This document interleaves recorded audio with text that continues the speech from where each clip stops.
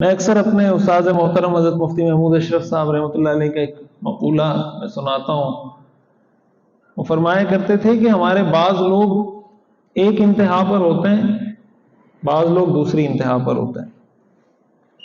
کچھ لوگ اس انتہا پر ہوتے ہیں کہ بس دنیا بناؤ، پیسہ کماؤ، بس آخرت کی آخرت میں دیکھی جائے گی، آخرت کس نے دیکھی۔